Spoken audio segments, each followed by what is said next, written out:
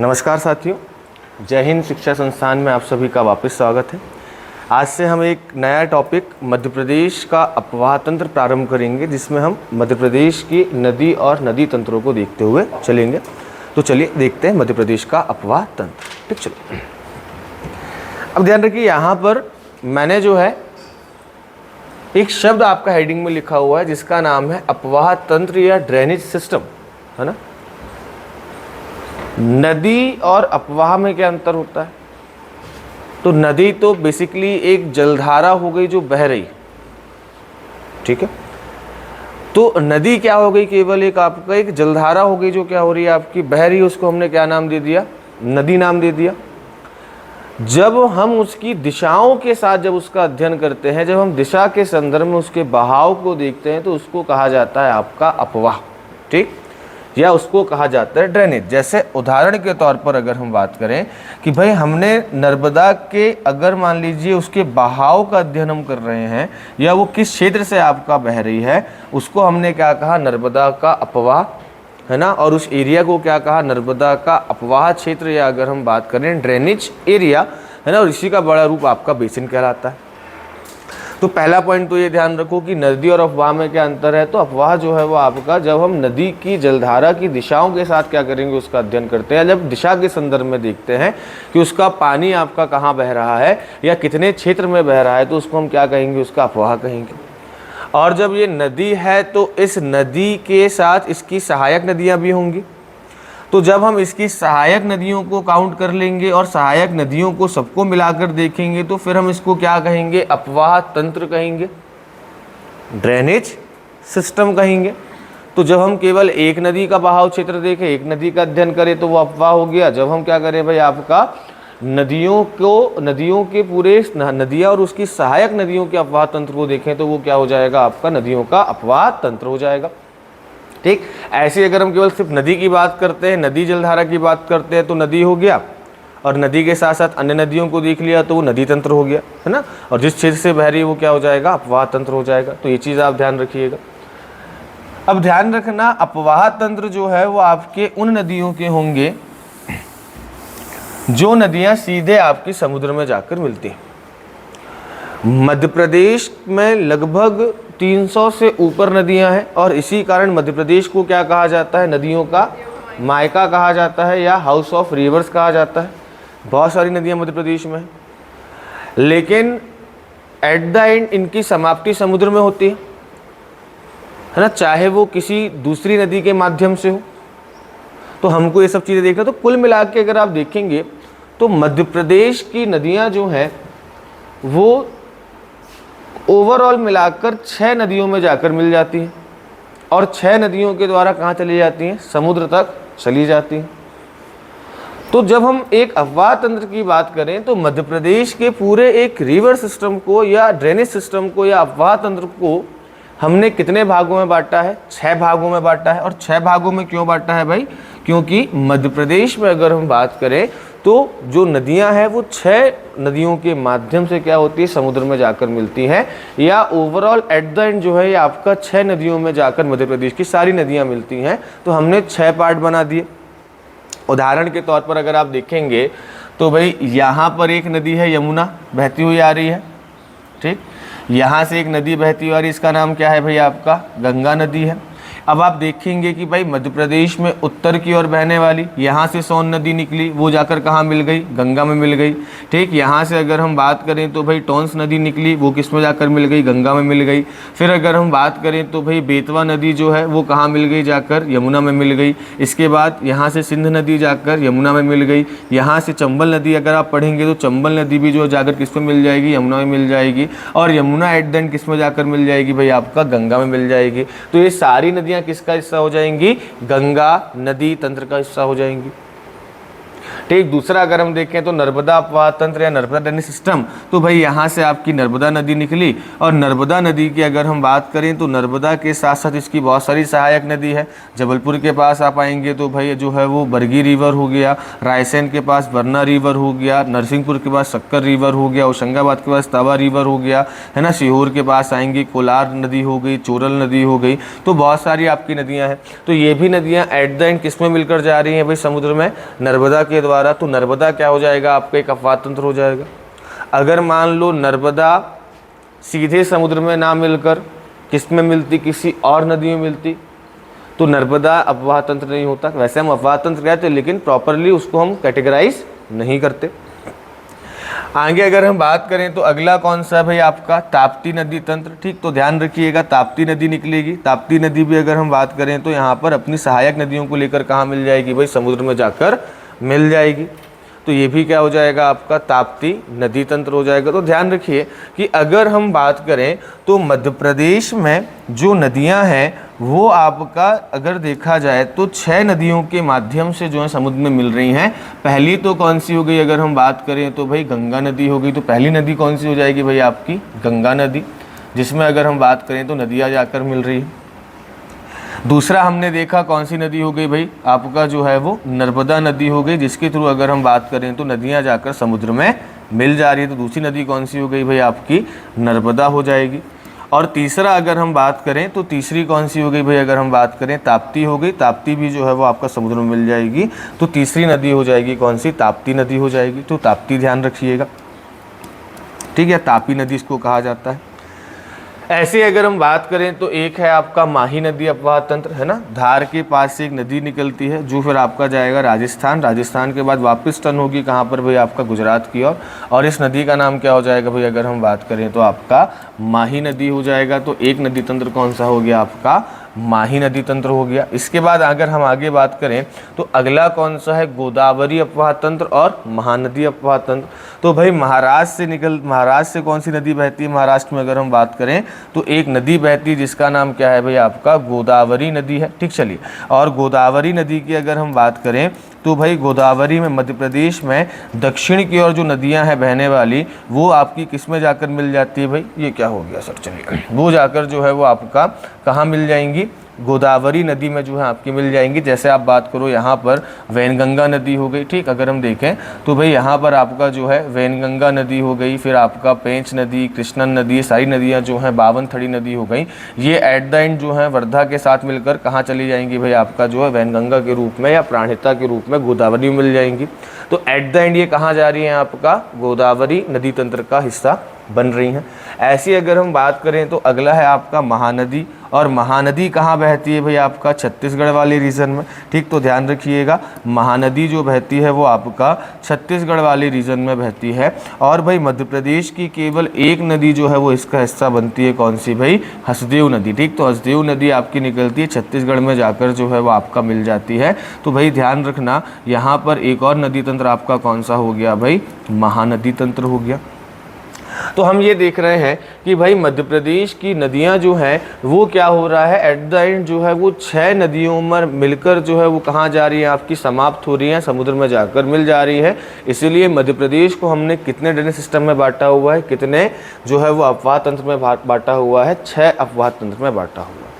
क्या होता है अपवाह तंत्र, ड्रेनेज सिस्टम समझ में आया है ना, कि भाई जो आपका नदी और नदियों की दिशा और उसकी सहायक नदियों की बात करें तो अपवाह तंत्र पूरा होता है। और मध्य प्रदेश में कितने अपवाह तंत्र हैं, आपके 6। ठीक, ध्यान रखिएगा, सबसे बड़ा कौन सा हो जाएगा, गंगा नदी अपवाह तंत्र, और सबसे छोटा कौन सा हो जाएगा, महानदी अपवाह तंत्र हो जाएगा। ठीक, तो इन चीज़ों को आप क्या रखिएगा भाई, ध्यान रखिएगा। तो ये पॉइंट समझ में आया, क्लियर आया। तो मध्य प्रदेश में कुल कितने अपवाह तंत्र हैं, 6, गंगा, नर्मदा, ताप्ती, माही, गोदावरी और महानदी। ठीक, चलिए बढ़ते हैं आपका आगे। ठीक, इसके बाद अगर हम बात करें तो हमको 2-3 चीज़ें और ध्यान रखनी पड़ेंगी। जैसे जब हम सहायक नदियाँ पढ़ेंगे तो सहायक नदी में एक चीज़ आएगा कि भाई दाईं ओर से मिलने वाली नदियाँ और बाईं ओर से मिलने वाली नदियाँ। अब हम कैसे कई बार याद करते हैं कि ऊपर से जो नदी आ गई वो दाईं ओर से हो गई, नीचे से जो नदी आ गई वो कौन सी हो गई, बाईं ओर से हो गई। तो हमको ऐसे याद करोगे तो गलत ही होगा। तो आपको क्या देखना है, नदी का प्रवाह देखना है। जैसे अगर हम बात करें उदाहरण के तौर पर दो नदी हम लेकर चलते हैं, एक लेकर चलते हैं मान के चलिए चंबल नदी, और दूसरी लेकर चलते हैं कौन सी, नर्मदा नदी। ठीक, अब जब भी आपको लेफ्ट और राइट इसकी बात करनी हो तो सबसे पहले आपको क्या देखना है, नदी की डायरेक्शन देखनी कि नदी किस ओर बह रही है। जैसे अगर हम बात करें नर्मदा का डायरेक्शन किस ओर है भाई, आपका पश्चिम की ओर है, और यहाँ पर ये उत्तर की ओर बह रही है, फिर किस ओर बह रही है, आपका लगभग उत्तर पूर्व की ओर बह रही है। अब समझिएगा, जिस ओर नदी बह रही है उस ओर मुंह करके खड़े हो जाओ। तो जो सीधे हाथ की ओर से आकर मिल रही है वो राइट हैंड साइड से मिलने वाली नदियाँ या दाएं हाथ से मिलने वाली नदियाँ, और जो लेफ्ट हैंड साइड से आकर मिल रही हैं वो कौन सी हो जाएंगी भाई, आपका बाईं ओर से मिलने वाली नदियाँ हो जाएंगी। अब देखो इसके संदर्भ में आप देखो नर्मदा का फ्लो इधर की ओर है, तो यहाँ से जो मिलने वाली नदियाँ होंगी ये कौन सी हो रही होंगी भाई, दाएं ओर से मिलने वाली नदियाँ। क्योंकि नदी के फ्लो की ओर जब आप मुँह करके खड़े होंगे तो ये कौन सा हाथ पड़ रहा है भाई, आपका सीधा हाथ है ना। तो दाएं ओर से मिलने वाली नदियाँ या राइट हैंड साइड से मिलने वाली नदियाँ, और जो नीचे से नदी आकर मिल रही होगी वो कौन सी हो जाएगी, लेफ्ट हैंड साइड से मिलने वाली नदियाँ। लेकिन जब आप देखेंगे तो चंबल या गंगा के रिस्पेक्ट में अगर हम बात करें कि भाई गंगा नदी ये बह रही है, अब इसका प्रवाह इस ओर है, तो अब इस पर उल्टा हो जाएगा भाई। प्रवाह की ओर खड़े हैं, ऊपर से जो आकर मिल रही है कौन सी हो गई, आपका लेफ्ट हैंड साइड से मिलने वाली नदियाँ, बाईं ओर से मिलने वाली नदियाँ, और जो नीचे से आकर मिल रही है वो कौन सी हो जाएगी, दाएं ओर से मिलने वाली नदियाँ। तो नदी, इसके लिए हमको क्या करना पड़ेगा, नदी का प्रवाह देखना पड़ेगा कि नदी किस ओर बह रही। ठीक, दूसरा लेफ्ट और राइट में तो कोई दिक्कत नहीं है, पहचान देंगे हाँ भाई राइट ये है लेफ्ट ये है, यही होता है ना। एक समस्या आती है किसमें भाई, हिंदी में बाएं और दाएं में। अगर देखें तो समस्या वो भी नहीं है, क्यों, क्योंकि पेपर दोनों भाषाओं में होता है ना। तो अगर आपको समझ में नहीं आता है तो आप एक बार इंग्लिश में देख सकते हैं, है ना, आपकी सुविधा के लिए। और अगर आपने कसम खाई है कि नहीं भाई हमको राष्ट्र, या हमने जिसको राष्ट्रभाषा माना है ना, राष्ट्रभाषा तो कोई है नहीं लेकिन हम मानते हैं कि भाई हिंदी भारत की भाषा, और हम हिंदी के अलावा दूसरी भाषा में पेपर तक नहीं देखेंगे भले ही फेल हो जाए, है ना। तो अब बायां दायां का मतलब नहीं पता, कंफ्यूज हो गए, बायां क्या है दायां क्या है ना। तो बस अपनी आंखों में एक चश्मा लगाना है और फिर उस चश्मे को हटाना है ना। तो चश्मा कैसे लगाएंगे, ऐसे करके, है ना। तो अब ये क्या बन रहा है, बी बन रहा है। अगर मैं अपने स्पेक्ट में देखूँ तो ये क्या बन रहा है, बी। तो ये कौन सा हो गया, बायां। और ये क्या बन रहा है भाई, साथ पेन अगर ऐसे करूँगा तो क्या बन गया, डी। तो ये क्या हो गया, दायां। तो ये हो गया बायां और ये हो गया दायां। अब ध्यान रखना बायां और दायां। ठीक, चलिए। तो ये दो तीन चीज़ें आपको ध्यान रखनी है ताकि आगे हम पढ़ें तो आपको समझ में आए। यहाँ तक क्लियर है, कोई डाउट तो नहीं। चलिए, तो हमने देखा मध्य प्रदेश में कुल जो है वो आपके 6 अपवाद तंत्र हैं, है ना। अगर आप देखें तो उसका अगर मैप बनाना चाहते हैं प्रॉपर तो आप बना सकते हैं, कोई दिक्कत नहीं, आगे चलकर हम मैप आपका बना लेंगे। ठीक, चलिए तो देखते हैं मध्य प्रदेश में 6 अपवाद तंत्र कौन कौन से हैं। तो भाई पहले हमने देखा कि एक तो कौन सा है भाई, आपका गंगा। यहाँ से कौन सी नदी जा रही है भाई, आपका गंगा नदी जा रही है। ठीक, गंगा की एक सहायक नदी कौन सी है भाई, यमुना।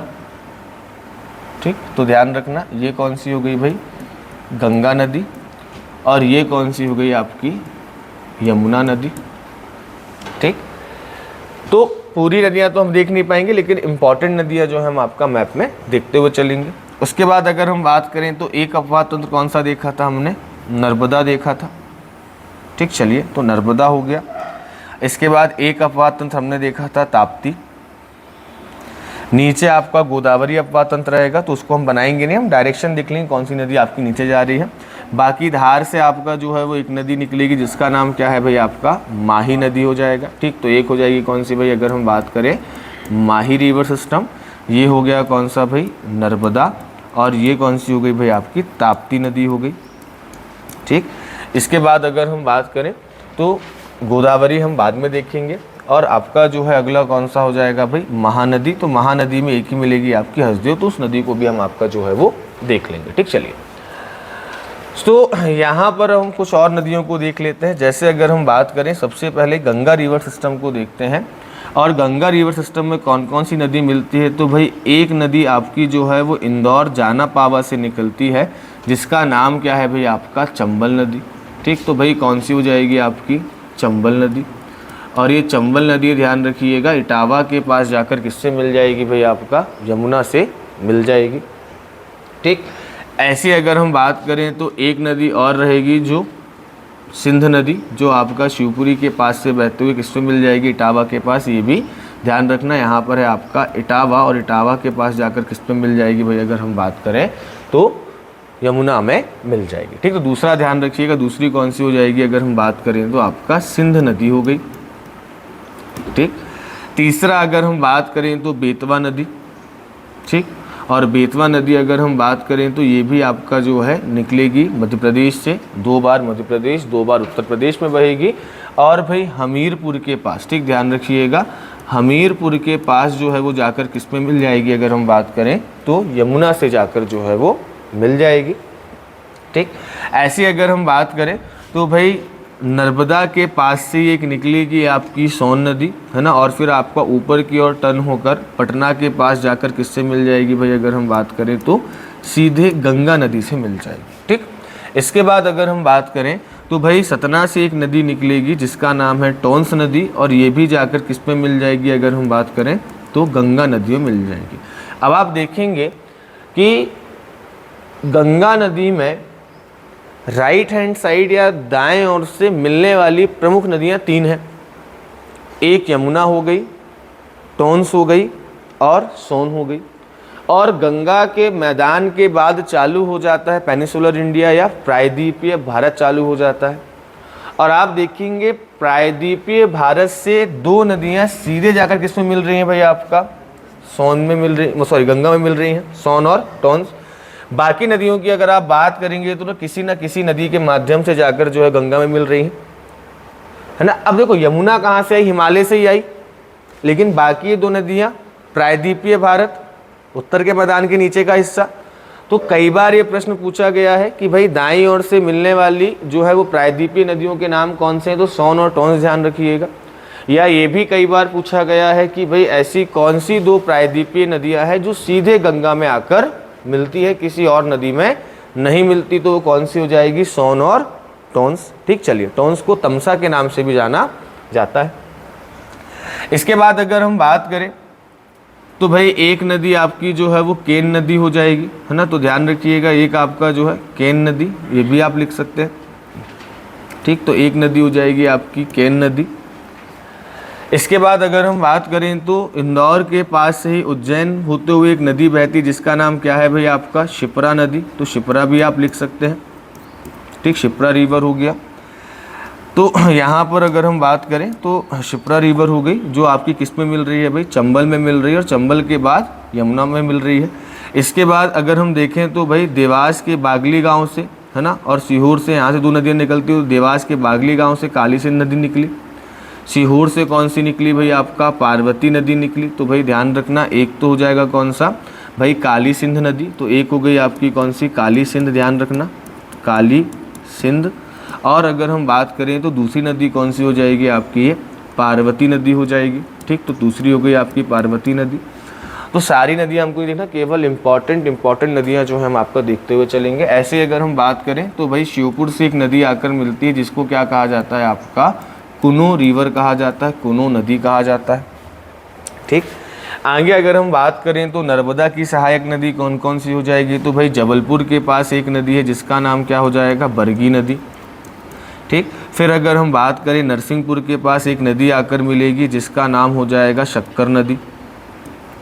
इसके बाद अगर हम बात करें तो भाई रायसेन के पास एक नदी आकर मिलेगी जिसका नाम है बारना नदी। ठीक, सीहोर के पास एक नदी आकर मिलेगी जिसका नाम है कोलार। होशंगाबाद के पास आप देखेंगे तो तवा नदी आकर मिलेगी। है ना। वैसे अगर आप देखेंगे आगे तो झाबुआ धार के पास आपको जो है वो मान नदी आकर मिलेगी। फिर अगर हम बात करें तो आपका जोगट नदी आकर मिलेगी। तो ये हम डिटेल में देखेंगे, केवल अभी आप एक मैप को समझिएगा कि कहीं ना कहीं अगर हम बात करें तो मध्य प्रदेश की जो भी नदियाँ हैं वो एट द एंड इन नदियों में मिलकर क्या हो रही हैं, आपकी समाप्त हो रही हैं। ठीक, ऐसे अगर हम बात करें तो नीचे आपका ताप्ती रिवर हो गया। फिर ऐसे ही अगर हम देखें तो भाई यहाँ पर आपका जो है बालाघाट की एक प्रमुख नदी है जिसका नाम है आपका वैनगंगा नदी। ठीक, तो ध्यान रखिएगा एक नदी कौन सी हो गई आपकी, वैनगंगा। ठीक, अब वैनगंगा में कुछ नदियां आकर मिलती हैं। जैसे अगर हम बात करें तो एक नदी तो आकर मिलती है जिसका नाम है वर्धा नदी, है ना। और जब वैनगंगा और वर्धा मिल जाती है तो इसका नाम बन जाता है प्राणहिता, है ना। मतलब दोनों की संयुक्त धारा किस नाम से बहेगी, प्राणहिता के नाम से बहेगी। ऐसे अगर हम बात करें तो वैनगंगा में एक नदी आकर और मिलती है जिसका नाम है बावनथड़ी। ठीक, तो ध्यान रखना बावनथड़ी भी एक नदी हो जाएगी। फिर अगर हम बात करें तो यहीं पर एक नदी है जिसका नाम है कान्हन, है ना। कान्हन में ही एक नदी आकर मिलेगी जिसका नाम है आपका पेंच नदी। फिर अगर हम बात करें तो यहाँ सोन की एक सहायक नदी हो जाएगी जिसका नाम क्या हो जाएगा भाई, आपका जोहिला रिवर हो जाएगा। ठीक, फिर अगर हम बात करें एक सहायक नदी है जिसका नाम क्या, एक हो गई जोहिला और एक हो जाएगी कौन सी भाई, आपका रिहंद नदी हो जाएगी। ठीक, चलिए वैसे अगर हम बात करें तो टोंस की सहायक नदी है ना, बीहड़ वगैरह हो गई, है ना, सतना वगैरह, महान वगैरह, सारी आपकी टोंस की हो जाएगी। जब वो नदी तंत्र पढ़ेंगे तो हम पूरा मैप बनाएंगे।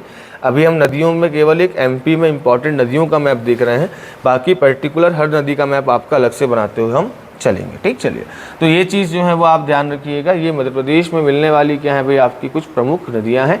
अब बढ़ते हैं आपका आगे, तो समझिएगा इस टाइप से आप अगर कभी रिटर्न एग्जाम होता है तो ऐसे मैप बनाकर भी आप जो चीज़ें दिखा सकते हैं और मैप में पढ़ेंगे तो चीज़ें आपको याद होंगी। क्या है, मैप में लगभग आपको पता है। अब देखिए मैंने कहा था कि जब हम नदियों का मैप बनाएंगे तो आप इसको जो भौतिक प्रदेश वाला मैप है उससे ओवरलैप कर दो। अब मैं पूछूं आपसे भाई मालवा में कौन कौन सी नदी बह रही है, तो आप देखेंगे पार्वती भी बह रही है, कोलार भी बह रही है, बरना भी बह रही है, मान भी बह रही है, चंबल भी बह रही है। मैं पूछूँ बघेलखंड या रीवा पन्ना में कौन सी बह रही है, तो कैन दिखेगी आपको, टोंस दिखेगी। टोंस और टोंस में मिलने वाली नदियाँ होंगी, ये कहाँ बह रही हैं, आपकी बघेलखंड में बह रही हैं। ठीक है, रीवा पन्ना के पठार में बह रही है। ठीक, चलिए तो इसको आप जो है वो क्या रखिएगा भाई, ध्यान रखिएगा। बढ़ते हैं आपका आगे। ठीक, तो भाई मध्य प्रदेश में अफवाह तंत्र में सबसे बड़ा अफवाह तंत्र कौन सा हो गया, आपका गंगा रिवर सिस्टम हो गया, है ना। आज कोशिश करेंगे गंगा रिवर सिस्टम हम समाप्त करें। ठीक, तो गंगा रिवर सिस्टम में अगर हम बात करें सबसे पहली नदी यहाँ पर देखेंगे तो भाई हम मध्य प्रदेश में गंगा बहती नहीं है, इसलिए ध्यान रखना। कई लोग क्या सोचते हैं गंगा तो भाई अफवाह तंत्र हो ही नहीं सकता, गंगा बहती नहीं मध्य प्रदेश में। लेकिन भाई नदियां तो मध्य प्रदेश की मिल रही ना जाके। भाई अगर मध्य प्रदेश की नदियों में बाढ़ आएगी तो गंगा में आएगी कि नहीं आएगी, आएगी। नर्मदा की सहायक नदियों में बाढ़ आएगी तो भाई नर्मदा में आएगा कि नहीं आएगा, आएगा। तो भाई मध्य प्रदेश की नदियाँ 6 नदी अफवाह तंत्र को क्या करती, प्रभावित करती। मतलब मध्य प्रदेश की नदियों में पानी होने मतलब अधिक होने या कम होने से इन 6 नदियों के पानी पर क्या पड़ेगा, प्रभाव पड़ेगा।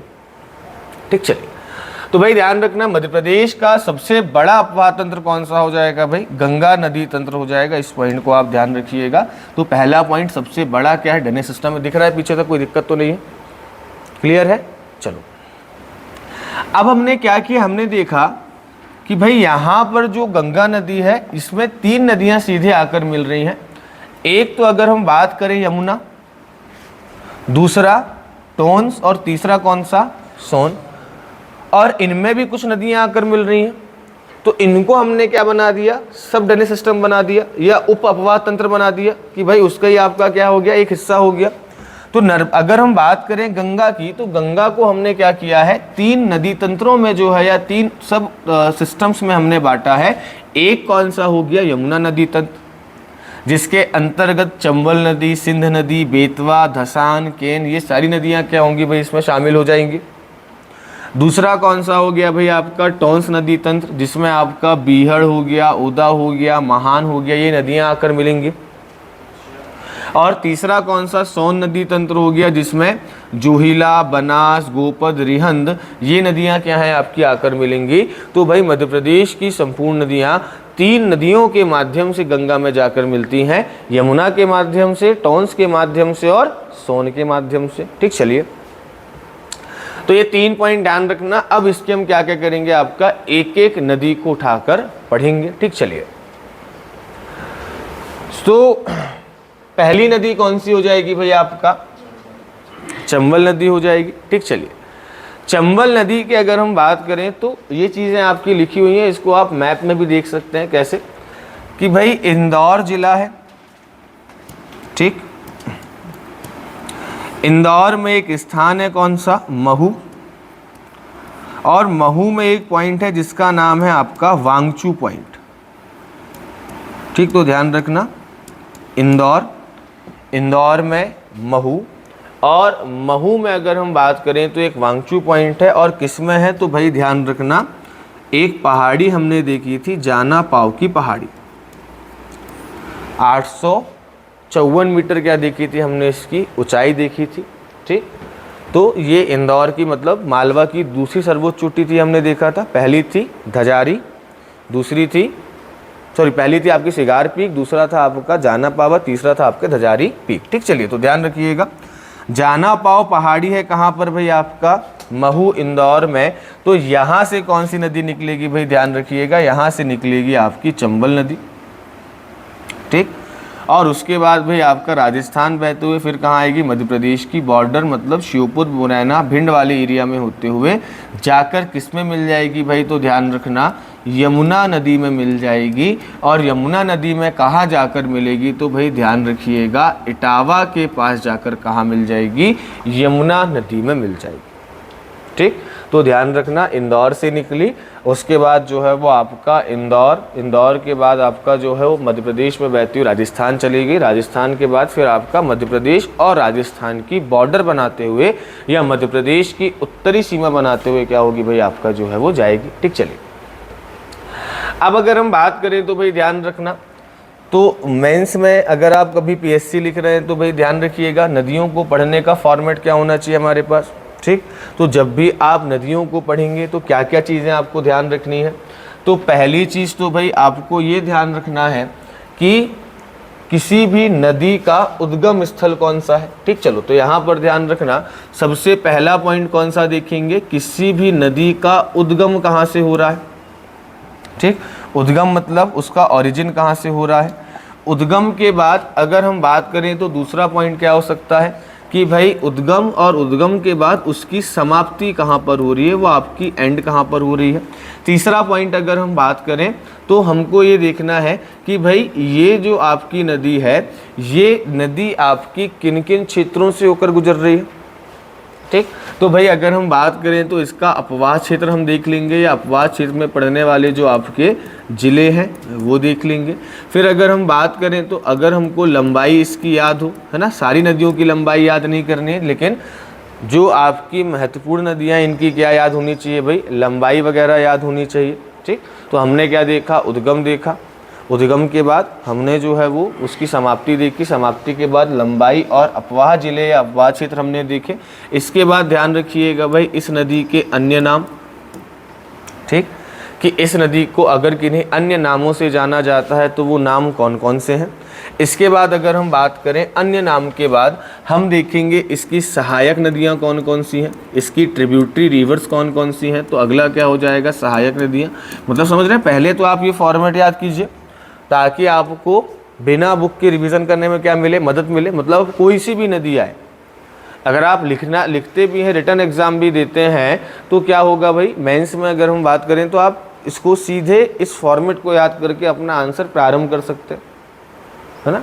या अगर हम बात करें कुछ महत्वपूर्ण चंबल की बात करें, चंबल की शुरुआत आप कर सकते हैं कि भाई ये यमुना नदी तंत्र या गंगा नदी तंत्र की क्या है भाई आपकी नदी है। उसके बाद आप बाकी इन्फॉर्मेशन जो है वो चालू कर सकते हैं। ठीक, चलिए आगे अगर हम बात करें तो ये आपकी कुछ बेसिक चीज़ हो गई। इसके बाद और क्या देख सकते हो, तो इसके बाद आप ये देख सकते हैं कि भाई आपका जो है ये जो नदी है, इस नदी की अगर हम बात करें तो इस नदी में मेजरली जलप्रपात कौन कौन से, वाटरफॉल्स कौन कौन से होंगे ना, नदी है तो। इसके बाद अगर नदी बनी है तो कुछ परियोजनाएं बनी होंगी, तो कौन कौन सी नदी पर क्या बनी है भाई, आपका परियोजना बनी है, क्या क्या उनकी लोकेशन है ना। नदी किनारे पड़ने वाले क्या हो जाएंगे, आपके प्रमुख शहर हो जाएंगे। और उसके बाद अगर हम बात करें तो अगर उस नदी के बारे में कुछ विशेष बिंदु है तो उसको भी क्या कर सकते हैं, आप देख सकते हैं। तो लगभग जब भी हम नदियाँ पढ़ेंगे तो बेसिकली हमको लगभग इतनी चीज़ें पता होनी चाहिए, है ना। लंबाई ध्यान रखना हमको सभी में ज़रूरी नहीं है, ठीक। तो इसके हिसाब से हम क्या करेंगे भाई, पूरी आपकी क्लास आगे चलेगी, हर नदी में हम यही चीज़ें आपकी पढ़ते हुए चलेंगे, ठीक। चलिए, तो हमने देखा इंदौर से कौन सी नदी निकलती है भाई, इंदौर से आपकी नदी निकली चंबल नदी, है ना। तो इस नदी का नाम भी लिख लेना, नदी कौन सी हो गई आपकी, चंबल, ठीक। इसके बाद भाई ये आपकी इसकी कुल लंबाई कितनी है, 365 किलोमीटर है। और मध्य प्रदेश में कितना है, 325। अब देखिए मध्य प्रदेश में कहीं 325 मिलेगी और कहीं पर 650 मिलेगी, दोनों में क्या अंतर है समझना। कि भाई अगर हम बात करें तो यहाँ पर हम देखते हैं कि जहाँ से श्योपुर आपका चालू होता है, श्योपुर, मुरैना और भिंड, यहाँ पर अगर हम बात करें तो ये नदी की जो है, ये नदी मध्य प्रदेश और राजस्थान के बीच क्या बनाती है, सीमा बनाती है। अगर इसको हम काउंट करते हैं तो 650 हो जाएगी, और अगर हम इसको काउंट नहीं कर रहे कि भाई जो सीमा बना रही है तो हम इसको मध्य प्रदेश में काउंट नहीं करेंगे तो कितनी हो जाएगी, 325 हो जाएगी। मतलब श्योपुर, मुरैना, भिंड वाला जो क्षेत्र है, अगर इसकी लंबाई को हम मिलाते हैं तो कितना हो जाएगा, 650। अगर इसकी लंबाई को हम हटा दें तो कितना हो जाएगा, 325। तो अब ये डिपेंड करेगा विकल्प क्या आया है ना। तो दोनों विकल्पों में से जो भी आसपास का विकल्प हो आप लगा सकते हैं, है ना, क्योंकि वैसे इतना दूर दूर आपका विकल्प देंगे नहीं। और अगर हम देखें तो लगभग आपको बराबर, मतलब किसी किताब में 650 देखने को मिलेगा, कहीं आपको 325 देखने को मिलेगा। तो वो आपके ऊपर निर्भर है कि आप कौन सा टिक लगाते हैं ऑप्शंस के हिसाब से, ठीक। चलिए, तो ये चीज़ ध्यान रखना। फिर अगर हम बात करें तो समाप्ति कहाँ हो रही है, इटावा में हो रही है, यमुना नदी में, हमने देख लिया। अन्य नाम ध्यान रखना, इसको किस नामों से जानते हैं, तो भाई चर्मवती या चर्मावती के नाम से जानते हैं। चर्मावती क्यों, क्योंकि ऐसा कहा जाता था कि इसमें नहाने से आपके जो पुराणों के अनुसार इसमें नहाने से आपके जो त्वचा संबंधी रोग है वो क्या हो जाते हैं भाई, ठीक हो जाते हैं। तो इसको क्या कहा गया, आपका चर्मावती कहा गया, ठीक। इसके बाद धर्मावती नाम है इसका। और इसके बाद ध्यान रखिएगा कामधेनु, ठीक। तो कौन सा नाम हो गया, कामधेनु। एक पॉइंट और ध्यान रखिएगा, जैसे गंगा नदी की अगर हम बात करें तो गंगा नदी जो है वो किसकी वजह से, पुराणों के अनुसार अगर हम बात करें तो किसकी वजह से धरती पर आई थी,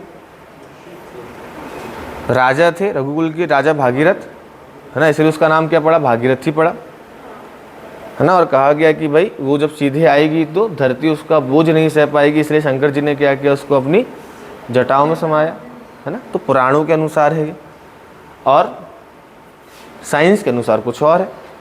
तो ऐसे ही चंबल नदी के बारे में भी पुराण जो है उसमें क्या कहा गया, जो माइथोलॉजिकल टेल्स उसमें क्या कहा गया है कि भाई ये जो आपकी नदी है ये राजा रंती देव एक थे, उनकी तपस्या के कारण जो है वो क्या हुई, उद्गमित हुई, उसका ओरिजिन हुआ।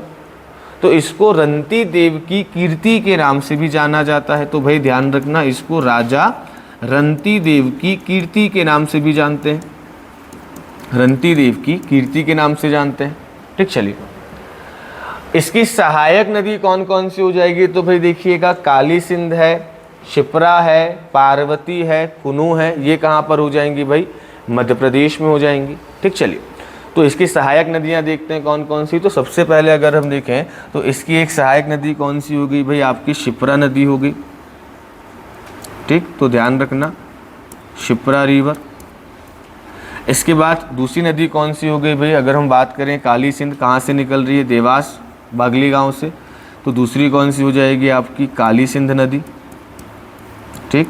सीहोर से एक नदी निकलती है जिसका नाम है आपका पार्वती नदी, ठीक। सीहोर के आष्टा के पास से निकलती है, तो अगली नदी कौन सी हो जाएगी आपकी, पार्वती नदी हो जाएगी।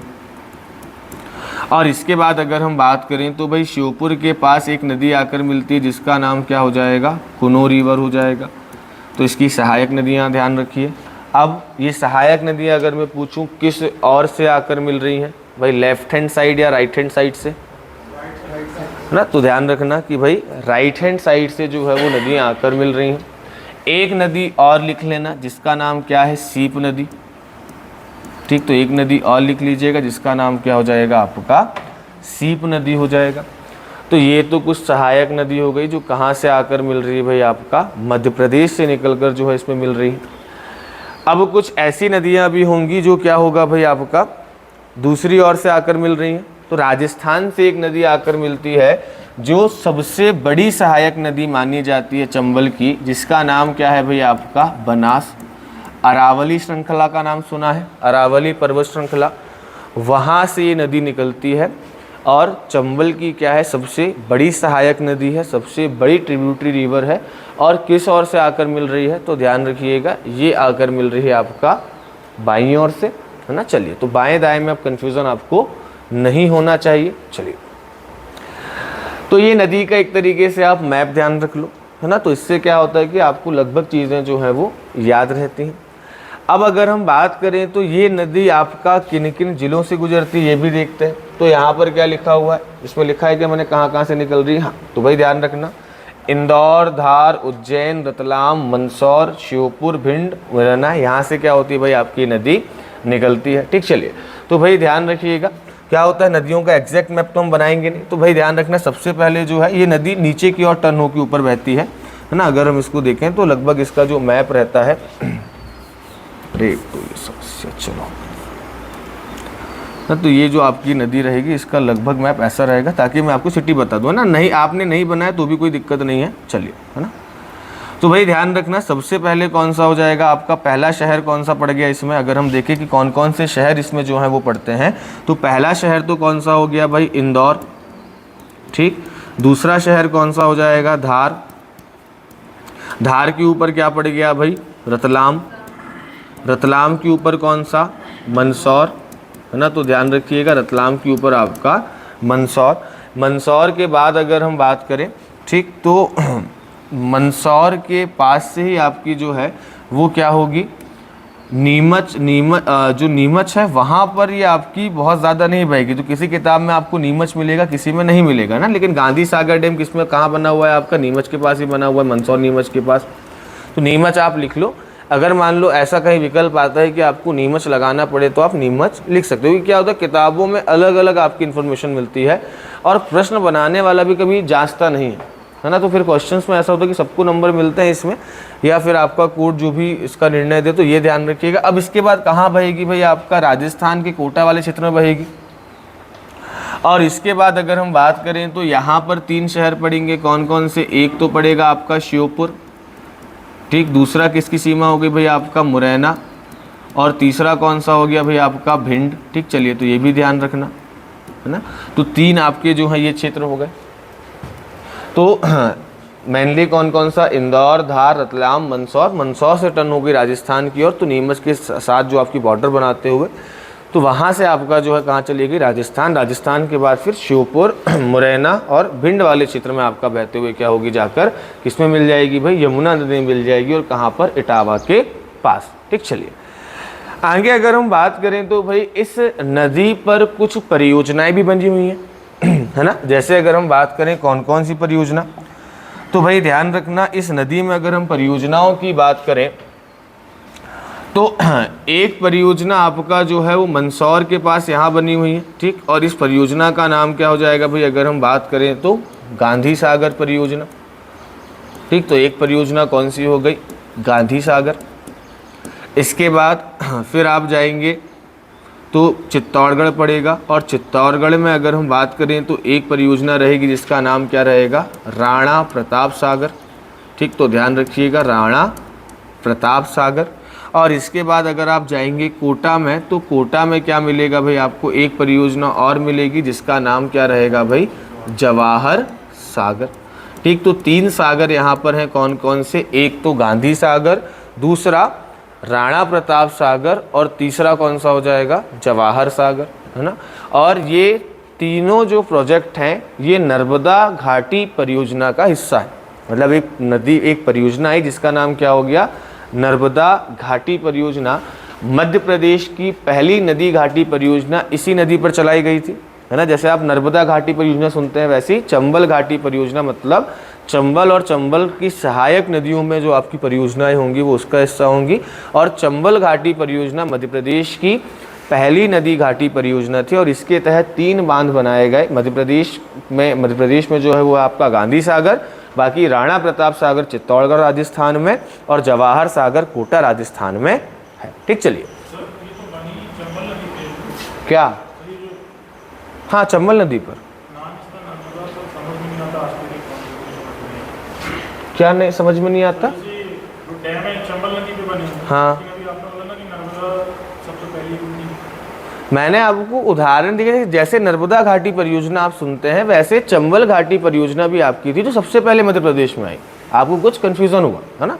तो चंबल घाटी परियोजना पहली थी। उसमें अगर हम बात करें गांधी सागर डैम, तो पहली बहुउद्देशीय परियोजना थी मध्य प्रदेश की गांधी सागर। ठीक, चलिए तो ये क्या हो गया भाई आपका, इसमें आपके जो है वो डैम भी हो गए।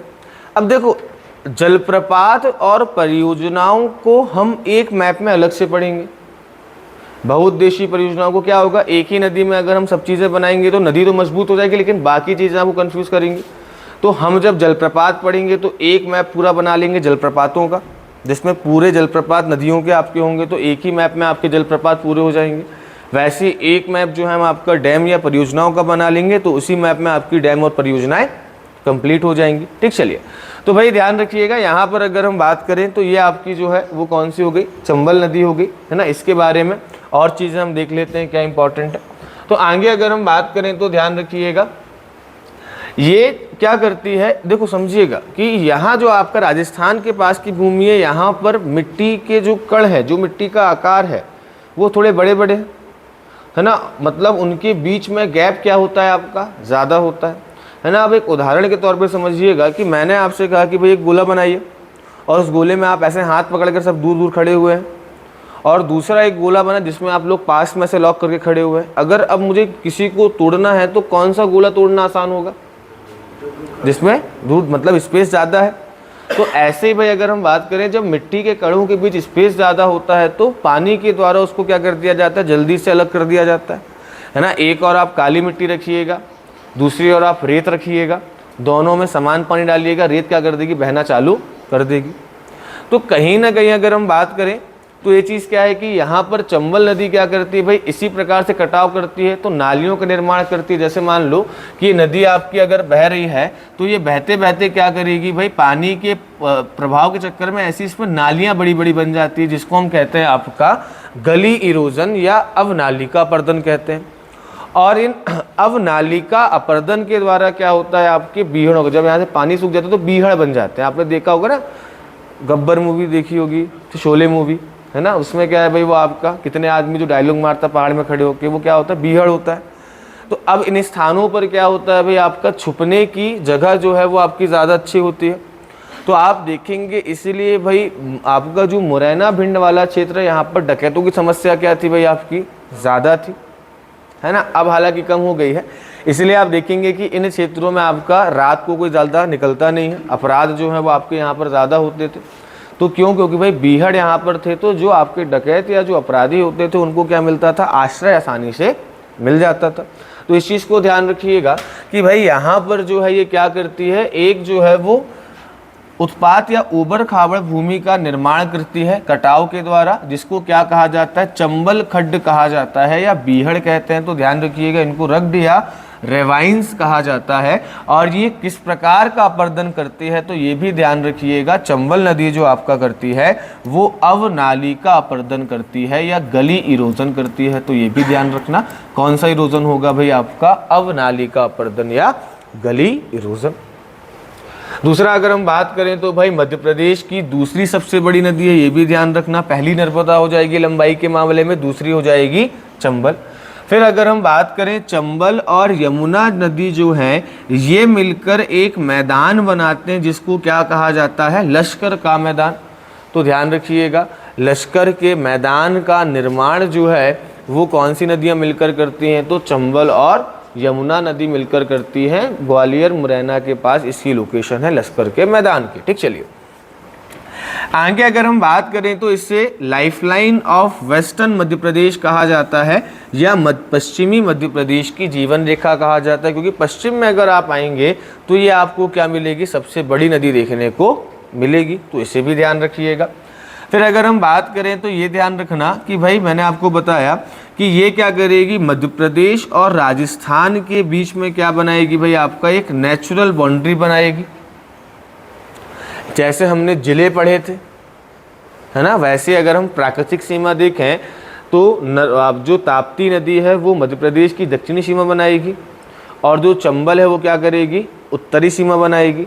तो भाई ध्यान रखना, ये एक तो मध्य प्रदेश और राजस्थान के बीच सीमा बनाती है और साथ ही साथ में मध्य प्रदेश की उत्तरी सीमा भी बनाती है। ठीक, चलिए इसके बाद अगर हम बात करें तो 3 राज्यों में बहती है, मध्य प्रदेश, राजस्थान और उत्तर प्रदेश। ठीक, तो ध्यान रखिएगा 3 आपके जो हैं वो एरिया में नदी बहती है, 3 राज्यों में नदी बहती है, मध्य प्रदेश, राजस्थान और उत्तर प्रदेश में जो है बहती है। और ये तो हमने देख लिया कहाँ से आपकी निकल रही है ना। ध्यान रखिएगा, ऐसी अगर हम बात करें तो इस नदी पर आपका जो है वो एक अभ्यारण्य बना हुआ है। ठीक, ध्यान रखना, इस नदी में अगर हम बात करें तो आपका एक अभ्यारण्य बना हुआ है। ठीक, यहाँ पर अगर हम बात करें मुरैना के आसपास, ठीक, और इसको क्या कहा जाता है अगर हम बात करें तो राष्ट्रीय चंबल अभ्यारण्य या नेशनल चंबल सेंचुरी कहा जाता है। और भाई ये जो है आपका एक मगरमच्छ या घड़ियाल संरक्षण केंद्र है, मतलब यहाँ पर जो एलिगेटर और जो क्रोकोडाइल होते हैं उनको रिजर्व या उनका संरक्षण किया जाता है, तो एलिगेटर रिजर्व है। और भाई आपका जो है इसको ध्यान रखिएगा 3 क्षेत्र या 3 राज्य मिलकर इसको ऑपरेट करते हैं। कौन कौन से, एमपी, राजस्थान प्लस कौन सा हो जाएगा भाई, उत्तर प्रदेश हो जाएगा। तो ध्यान रखना, राष्ट्रीय चंबल सेंचुरी जो है वो मेनली अगर हम बात करें तो 3 राज्यों में फैली हुई है, मध्य प्रदेश, राजस्थान और उत्तर प्रदेश में।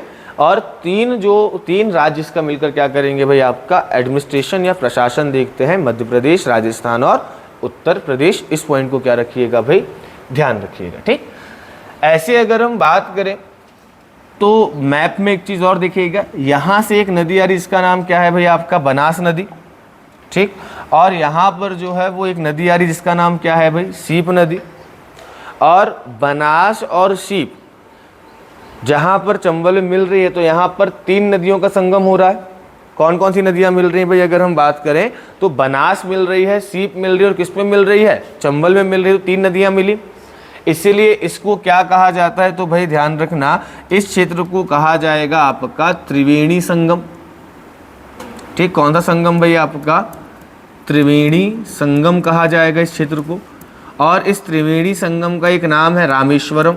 तो ध्यान रखिएगा, रामेश्वरम त्रिवेणी संगम में कौन कौन सी नदियां आकर मिलती हैं, तो भाई चंबल में आकर मिलती हैं, एक और से बनास नदी और एक और से कौन सी नदी आकर मिलेगी, आपकी सीप नदी आकर मिलेगी। इस पॉइंट को क्या रखिएगा भाई, ध्यान रखिएगा। ठीक, चलिए तो ये आपका क्या रहेगा, इसमें इंपॉर्टेंट रहेगा। चंबल में आगे देखते हैं और क्या पढ़ना है।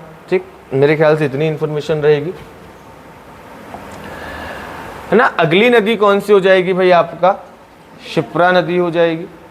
ठीक, क्षिप्रा नदी की अगर हम बात करें तो भाई ये किसकी सहायक नदी है, आपकी चंबल की सहायक नदी है। क्षिप्रा नदी का मैप हमने पीछे देख लिया है ना, हमने उसको चंबल में मिला दिया था। तो भाई ध्यान रखिएगा, चंबल की क्या है, आपकी सहायक नदी है, चंबल की ट्रिब्यूटरी रिवर है। दूसरा अगर हम बात करें तो इसका उद्गम कहाँ होता है, तो भाई इंदौर के निकट आपका एक जो है वो स्थान है काकरी बर्री की पहाड़ी। ठीक, कौन सी पहाड़ी, काकड़ी बर्री की पहाड़ी है। और अगर हम बात करें इसी के पास जो है वो वानेश्वर कुंड नामक आपका एक कुंड है जहाँ से नदी निकलती है। और क्षिप्रा नदी को ध्यान रखिएगा, ये माना जाता है कि ये जो है वो आपका किससे निकली है, शिव के कमंडल से निकलने वाली नदी है। तो इस नदी को क्या माना जाता है, नदी कहाँ से निकली है, शिव के कमंडल से निकली है। तो ध्यान रखिएगा, क्षिप्रा नदी के बारे में अगर हम बात करें तो ये चंबल की सहायक नदी है जिसका उद्गम कहाँ से होता है, इंदौर के निकट काकरी बर्री की पहाड़ी है, वहाँ पर अगर हम बात करें तो वानेश्वर कुंड से जो है वो क्या निकलती है, क्षिप्रा नदी निकलती है। और गांव का नाम ध्यान रखिएगा, उज्जैनी गांव से नदी निकलती है। ठीक, और पुराणों के अनुसार अगर हम बात करें तो इस नदी का उद्गम किससे हुआ है भाई, शिव के कमंडल से हुआ है। इसके बाद इसकी समाप्ति कहाँ पर होगी, तो हमने देखा था ये चंबल नदी में जाकर मिल जाती है और सिंथाला मंदसौर नामक, आप मंदसौर जिले में सिंथाला नामक आपका स्थान है। मंदसौर और जो राजस्थान है उसकी बॉर्डर पर, वहाँ पर जाकर क्या होगी भाई, आपका चंबल नदी में मिल जाएगी। इसके बाद इसकी लंबाई ध्यान रखिएगा 195 किलोमीटर है। इसकी सहायक नदी दो है, खान और गंभीर। खान नदी कहाँ बहती है, इंदौर में। और भाई खान के बारे में मैंने आपको बताया था कि इस नदी के बारे में पहले ऐसा कहा जाता था कि इस नदी में पानी छोड़कर सब कुछ बहता है ना। और भाई अब ऐसे पानी का आप प्रयोग करेंगे तो कैसी हालत होगी, गंभीर, है ना। तो खान के साथ क्या होगी, गंभीर, और ये जाकर किसमें मिलेगी, शिप्रा में। और हम हर हर महादेव बोल के इसमें क्या लगाएंगे, डुबकी लगाएंगे और बोलेंगे वाह क्या सुगंध आ रही है ना। चलिए तो ध्यान रखिए। इसके बाद अगर हम बात करें इसका अन्य नाम, तो सोमवती ध्यान रखिएगा। सोमवती शिप्रा का नाम है, सोमो देवी नर्मदा का नाम है ना। तो सोमवती ध्यान रखना। पापहरणी के नाम से जानते हैं और इसको अवंती के नाम से भी जानते हैं। फिर प्रदूषण के कारण इसको क्या कहा जाता है, मालवा की गंगा कहा जाता है, ठीक। और ये 3 जिलों में आपका बहती है भाई, इंदौर से निकली। इंदौर के बाद अगर हम बात करें रतलाम, उज्जैन और मंदसौर जिले में आपका जो है नदी बहती है। तो ये भी ध्यान रखना, इंदौर के पास से निकली, उज्जैन, रतलाम और मंदसौर में नदी जो है वो बहती है। बाकी ये तो सबको पता होगा कि भाई इसी नदी के तट पर अगर हम बात करें तो महाकाल नगरी है, जहाँ पर भाई आपका हर 12 वर्ष में जो है वो कुंभ लगता है। और इस कुंभ को क्या कहा जाता है भाई, आपका सिंहस्थ कहा जाता है ना। एकमात्र ऐसा कुंभ है जिसका क्या है भाई, आपका नाम है, ठीक। तो इस सिंहस्थ को ध्यान रखिएगा। लास्ट टाइम कब लगा था, 2016 में, ठीक। चलिए अप्रैल 2016 में लगा था। अगली नदी जो है वो कौन सी हो जाएगी भाई, बेतवा नदी हो जाएगी, ठीक। और बेतवा नदी किसकी सहायक नदी है, यमुना की सहायक नदी है। और बेतवा नदी कहाँ से निकल रही है, तो भाई हम बात करें रायसेन के कुमरा गांव से निकल रही है, ठीक। तो भाई ध्यान रखना, बेतवा नदी निकलेगी कहाँ से, तो भाई कुमरा गांव है। और ये कुमरा गांव कहाँ पर है, तो ध्यान रखना भाई रायसेन जिले में है, ठीक। चलिए तो रायसेन के कुमरा गांव से जो है क्या होगी भाई, आपकी ये नदी निकलेगी। और इसके बाद आपका जो है बहती उत्तर प्रदेश, उत्तर प्रदेश के बाद आपका निवाड़ी पास बहते हुए जाकर किस में मिल जाएगी भाई, यमुना नदी में जाकर मिल जाएगी। और यमुना नदी में कहाँ जाकर मिलेगी, तो ध्यान रखना एक स्थान है जिसका नाम क्या है, हमीरपुर, ठीक। तो ध्यान रखना हमीरपुर नामक स्थान पर जाकर किससे मिल जाएगी भाई, जो है ये यमुना नदी से मिल जाएगी, ठीक। चलिए इसके बाद अगर हम बात करें तो भाई इसकी लंबाई कितनी है, 480 किलोमीटर। समाप्ति कहाँ हो रही है, उत्तर प्रदेश है, हमने देख लिया, ठीक। आगे अगर हम बात करें तो इसकी सहायक नदी कौन कौन सी होगी, धसान नदी, हलाली डैम सुना होगा, है ना, बीना हो गई और जामनी हो गई। तो पहले इसको लिख लीजिए, फिर मैं आपको मैप बनवा देता हूँ, है ना। चलिए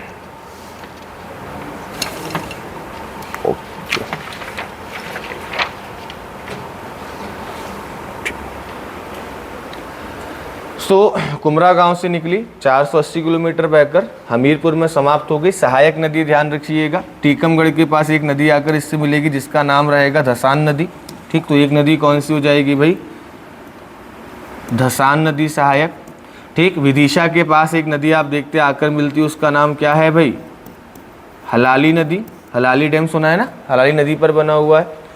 इसके बाद भाई सागर के पास एक जो नदी है वो आकर मिलेगी जिसका नाम क्या है, बीना नदी। सागर में है ना बीना, तो बीना नदी हो गई। और इसके बाद एक नदी ध्यान रखिएगा, जामनी नदी हो जाएगा। तो ये क्या हो गई भाई, इसकी आपकी कुछ सहायक नदियाँ हो गई, ठीक। तो हलाली हो गई, बीना हो गई, धसान हो गई और जामनी हो गई। इसके बाद इसको किन किन नामों से जाना जाता है, तो भाई ध्यान रखिएगा, इसको जाना जाता है आपका वेत्रवती के नाम से। तो ये नाम ध्यान रखिएगा, है ना, कि भाई वेत्रवती नदी कभी आ गया, बोले सर ने तो ये पढ़ाया ही नहीं।